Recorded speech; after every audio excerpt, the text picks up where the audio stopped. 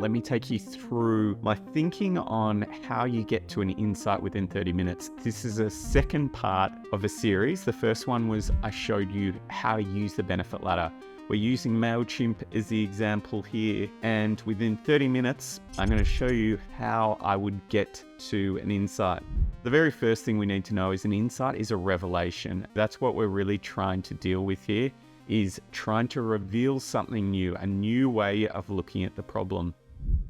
To begin with, I actually just write that out. I'm writing a couple of the original ideas of kind of new ways to look at the problem. And I think the easiest way I do this is to just kind of like argue almost, I'd say like nonsensically, in terms of what would be the complete opposite of what we have put there as the consumer problem. So you can see here, I've got some that really probably don't make that too much sense at all, but like busy work is what connects you to the customer. Being isolated is a good thing. Customers prefer you being isolated. Too close for comfort. Email is a cold place. I've started with just a couple of sentences that are just really trying to prompt my brain to think in a different way, tell people something they haven't heard before. I then jumped onto ChatGPT on the other side here after I've got those first thoughts out, and I've gone into our shower thoughts, and I've gone specifically about MailChimp here.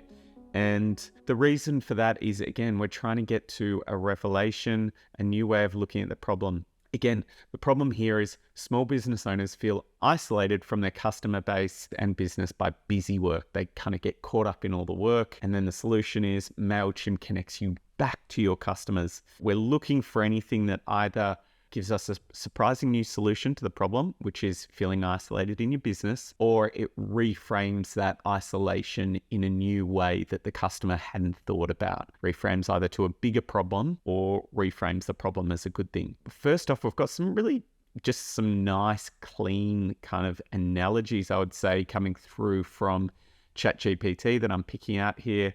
Go from being on the outside to MailChimp making you the MC, sending out messages to different inboxes and getting people's attention. We're talking about isolation. That's just a nice kind of cute analogy to get people back in there. I changed it from DJ to that. I also had one here which I really liked, which was around from voices in your head to with MailChimp, it's voices in your inbox. Again, thinking about isolation, often you just start talking to yourself. This is suggesting that now it's voices in your inbox. Another one I like there, MailChimp is like a personal assistant for your business. It takes care of all the details so you can focus on the conversation. And then MailChimp knows your subscribers better than you do. It can tell you who opened your email or who clicked on it. I've kind of tweaked this a little bit to talk about kind of passions here. That actually provided me with a lot of good stuff coming through there, which I always like. I went on to try another one of my favorites with ChatGPT, which is, again, if we're looking for a revelation, it's a new way of looking at the problem. A way that I do this is ask for the cliches, because that's the common way of looking at the problem. And then I ask for the complete opposite. This time, it didn't really deliver that much.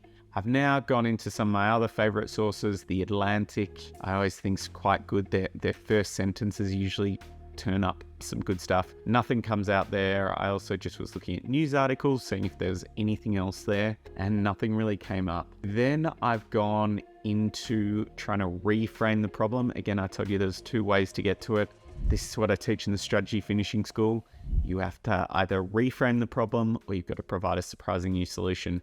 I prompt myself with questions of the problem's not being isolated. The bigger problem is ... not having anything to say. Busy work, not meaningful work. Isolation, just writing a couple of other thoughts. Isolation is a mental health epidemic with young people, but all small business owners have it too. It's important to talk to someone.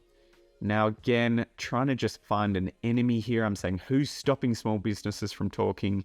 The algorithms and big corporations. So saying it's not your fault that you're not talking. It's these other things. And that actually led me to some interesting places as well. I was asking, MailChimp gives you a voice, gets you back to talking. Too many businesses don't have time to tell people what they do, share their passion. We want to hear what your passion is. It's almost, we're talking into a bit of the solution here, but I don't mind that. If it sounds a little creative, that's fine. Now I've got 2 good pages of information. We're down to kind of 12 minutes here. I'm going to go back and try to polish some of these up. And the first one that I polish up here, it goes to, as you grow as a business, you lose your voice as the owner. The bigger your business gets, the less your customers actually hear from you because there's so many other people interfacing with the business. One of the things that I teach in the Strategy Finishing School is the importance of adding tension to a insight. And one of the easiest ways to do that, I talk about it like magnets, where you put 2 different ends together. So 2 words that are usually the opposite. So grow and lose, or grow and shrink. You can see I've got the word grow there and lose quite close together. You don't usually see those 2 together. And that gives us, as you grow as a business, you lose your voice as the owner. So that's a nice insight.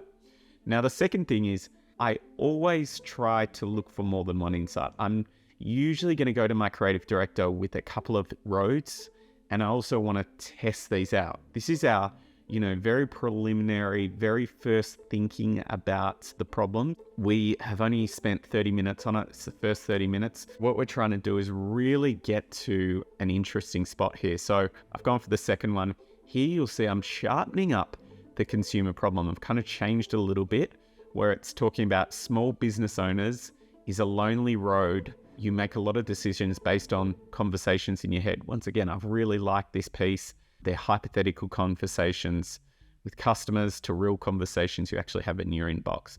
So the insight, MailChimp takes conversations out of your head and into the inbox with real customers. I've tried to say here that a lot of the decisions you're making as a small business owner, you're making them based on hypothetical things you think the customer think. With MailChimp, you can actually have real conversations. Here we've smashed out a second one. Now we're going for a third here.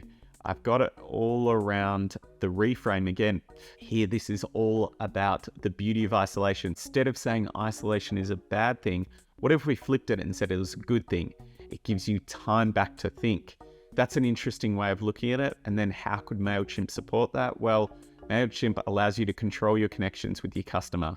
It gives you time to connect the dots in your head and then connect the customers in your inbox. Another technique that I really like and teach in the Strategy Finishing School is using that same word over and over again. So we've got connecting the dots and connecting the customers as well. A technique I learned from Mark Pollard, who taught me that, which I really enjoy as well. And then finally, I go for a third one here, which is all around, if you're feeling isolated and you don't really want to talk, MailChimp makes you an extrovert without the embarrassment. So the interesting thing here is, again, if you're feeling isolated, you're not talking to your customers, you should be, maybe you're embarrassed to talk to customers face to face. And what we're saying here is actually with MailChimp, you don't get any of that embarrassment because you're all behind a screen. You can say what you want. You can be even more salesy when you're behind a screen. So that's the beauty of MailChimp. There we go. We've got all our solutions there out on the table, and they're something that I would take to a creative director. Again, going to validate them, but I'm going to try them as well.